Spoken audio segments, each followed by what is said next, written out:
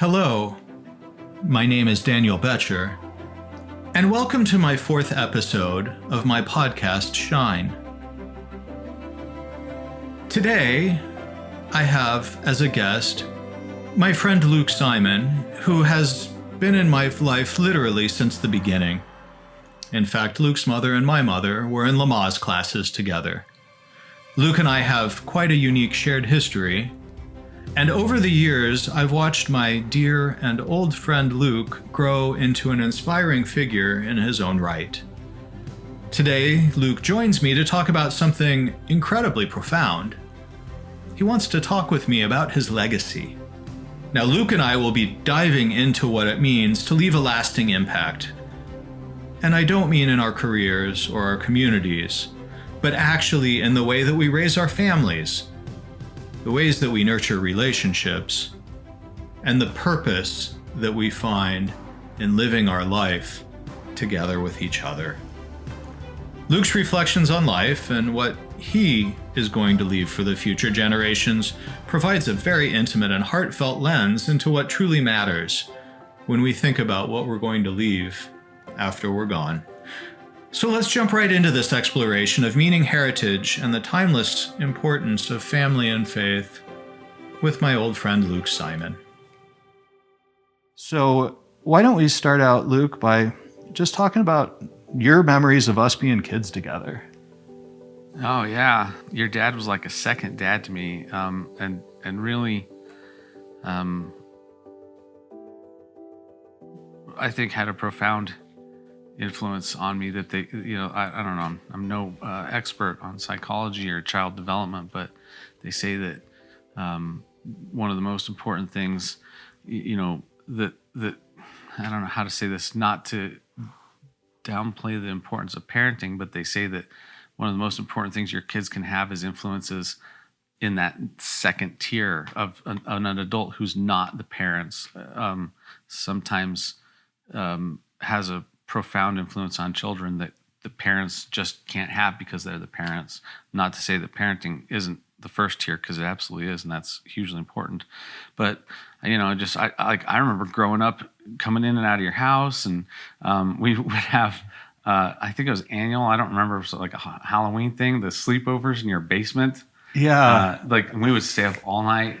We would playing whatever the old Intellivision and Pool. That's dating us a little bit. But. It is. And my dad had a VCR. You remember the VCR? Yeah. That was about the only thing that made me cool when I was in elementary school was my dad's VCR. And we did, of course, we did band together. So it's just, I remember fourth grade Mrs. Story's class. I don't remember what the lesson was, but I remember she had, do you remember this? It's a story about you. She had a button in her blouse unbuttoned, and for like 10 minutes, you were trying to discreetly cough, and you were flipping at your shirt and stuff. You were trying to get her attention to tell her without saying, hey, you have a button unbuttoned, but you were trying so hard to discreetly. It's hilarious, and I've never forgotten that. Well, I actually do remember that, and I remember it wasn't just a button that was unbuttoned. It was the one that she probably wanted buttoned more than any of the other buttons, and I haven't thought of that in years. Yeah, so Luke and I, we went to the same elementary school. We had the same teachers. We grew up side by side, and Luke has always been one of the most modest people I know, even though his resume is impressive, and even though Luke himself looks really good from the outside. The purpose of these interviews, however, is not to look at people's outsides, it's to look at the insides, because there is a common denominator among humans, and the common denominator is how we react to stressful situations and problems. So, what are we going to talk about, Luke?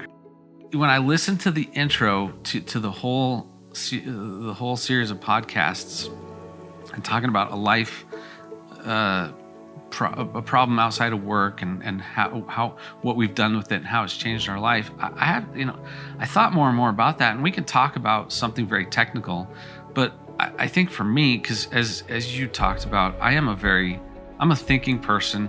I think about what is the meaning of life, the universe, and everything.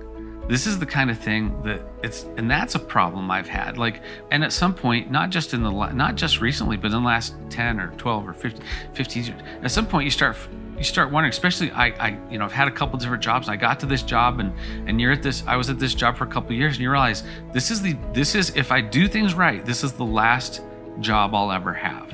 I don't ever want to switch. This is the one I want to carry all the way to retirement. And so suddenly you realize, okay, what is my goal in life? What are my life ambitions? What is the purpose of all this? What is your life about? When you're gone, because we all will depart this earth, where do you go? And what is left? What is the footprint that you left on the world? And so for me, I am truly blessed with an amazing wife that you know, and I'm truly blessed with an amazing wife and 4 amazing kids. And so I think for me, like the meaning of life, the universe, and everything, a lot of that is legacy.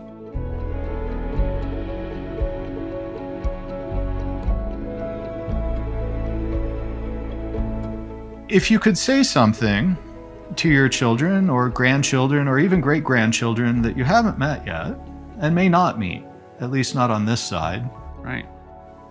What would you tell them about legacy? Well, that's a great question. I think that, like I've asked and you've asked, and I'm sure at some point your dad asked, and we all ask, and they will too. And I think that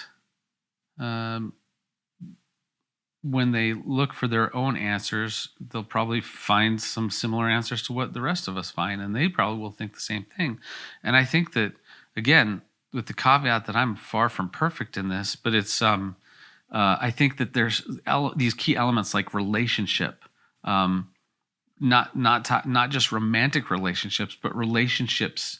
I think God created us human beings as people that need to be in relationship with other people. It starts with our family when we're born, and then we're raised, and then we look for someone else. We find, whether we're looking or stumble into it or whatever, find someone else, and we go into relationship with them and have children, have a family. That's familial relationship, but friendships, like our friendship, and partnerships, business partnerships, which are not always friendship partnerships. Sometimes it's not at all. But I think that relationship, interpersonal relationship, in all the different forms and facets is hugely important. And then I think another one, kind of like you probably, there's like a little bumper sticker or something out there, like choose joy.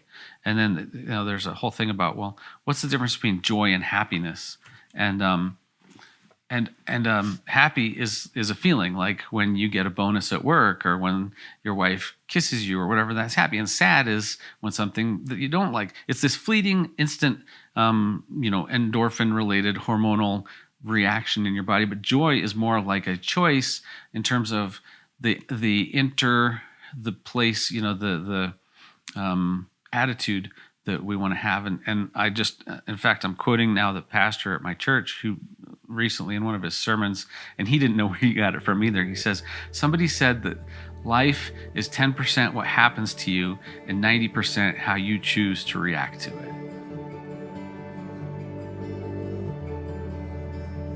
Many years ago, I had a bad injury, and you know about it. I was out of work for 6 months. I didn't walk for 4 months while my ankle was healing. And I had laying in bed for 4 months. You have time to think about that and decide, like, am I angry? And you pray, you talk to God, and and it's that's the other thing is like what's our relationship with God? And He's easy to abandon when things don't go well, and He's easy to forget when things go well, because we want to think, we want to delude ourselves into thinking that somehow we did this. That when it's good, we did it. When it's bad, something else or someone else did it to us. And I don't think that's the case at all. It's quite opposite that. And so I know that I did, because I made a special effort when my father-in-law and my wife moved a bed into my study on the first floor for 4 months. And slept down there for 4 months. I had time to think about it and pray about it, and I, and I just remember picturing this mountain of big, like, boulders or concrete pieces, and I was like, this is going to be hard, and I don't know how I'm going to do it, and there's going to be pain and physical therapy and whatever. And I was like, I just know that, if with God grabbing me by the hand and pulling me along one step, just one boulder at a time, I can get through it. I can get through anything. And so I did at that time, and I can't say how I'll react to future events, but I made a conscious effort at that time to really lean into God during the hard time, instead of being angry or whatever, or blame or whatever emotional. It's that choosing joy, is that I had peace, and I thanked God even in one of the worst times in my life. Well, one of the things that I have learned in my life that really separates exceptional people from average people is that exceptional people see periods of great difficulty, like the injury you had, as an opportunity to lean into their higher power, and also an opportunity to restructure themselves a little bit.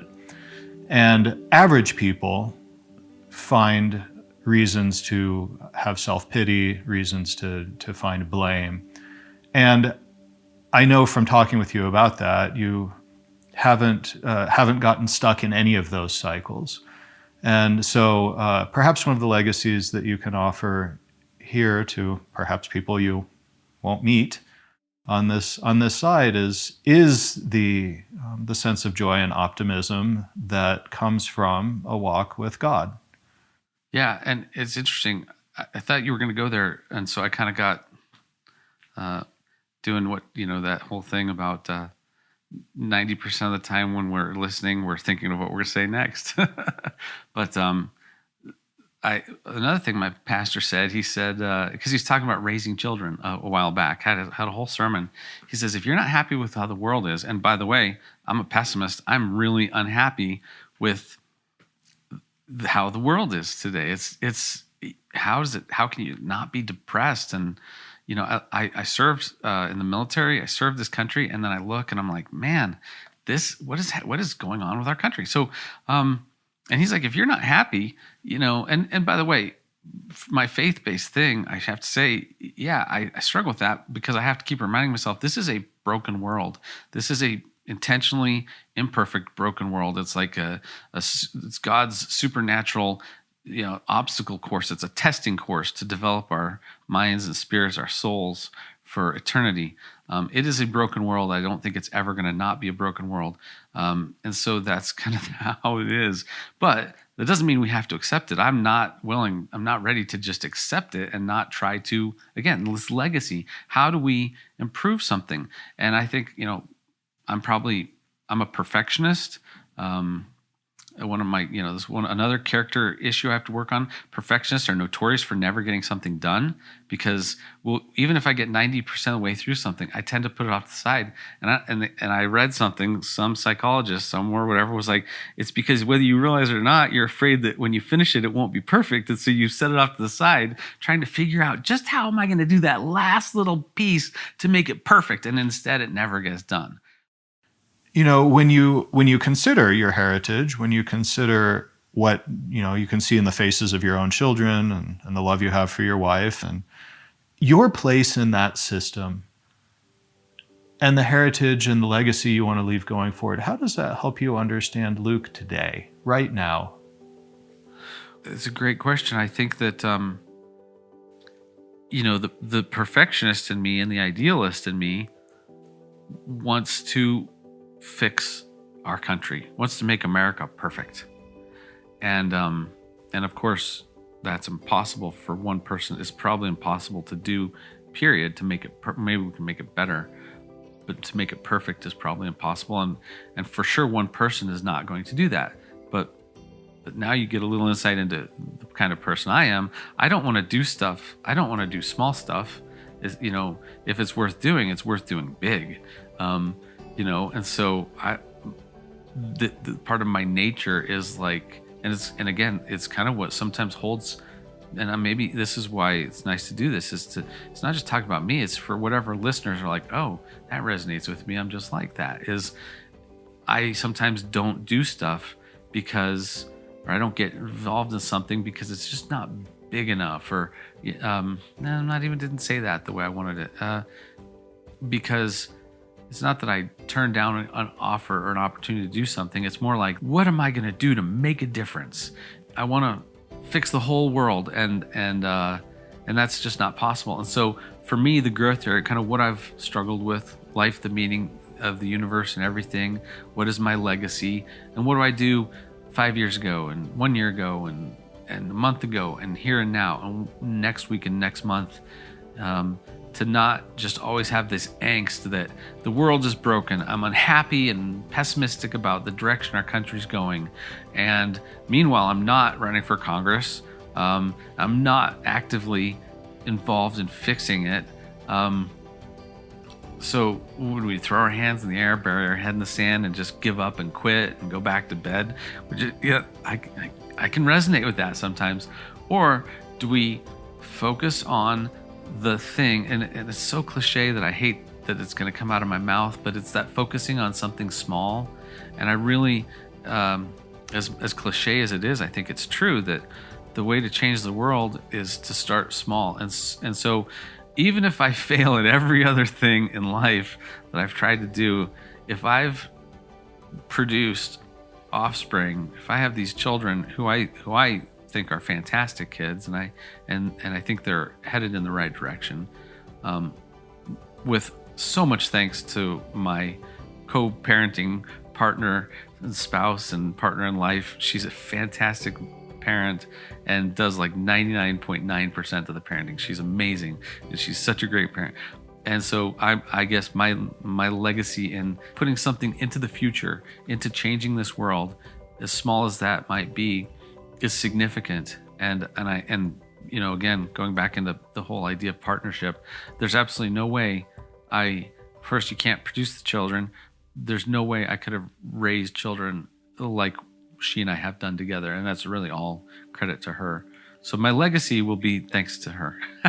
Well, the thing that I see in you, Luke, is just a ton of humility, a real willingness to be wrong, to be introspective, to say I shouldn't be so negative all the time, when actually I'm not even so sure that that's the case. Sometimes. But you have 4 basically well-adjusted, normal kids who are, kids, sure, but they're loving people, and they learned how to love because you loved them.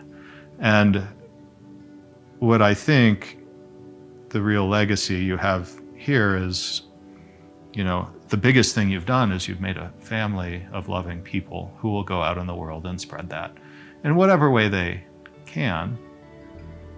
And I think that's pretty special. It is special. And shout out to my dad, who passed away 4 years ago. He was a very loving father, very loving. And I learned that from him. He was far from perfect. But he did love. I have a sister, and he loved and made clear a lot, frequently, that he loved us. And it showed. We knew it, and it forms you. So there's his legacy into posterity. Shout out to him and his parenting, to make me who I am, and then I can try to make, to do that to the next generation.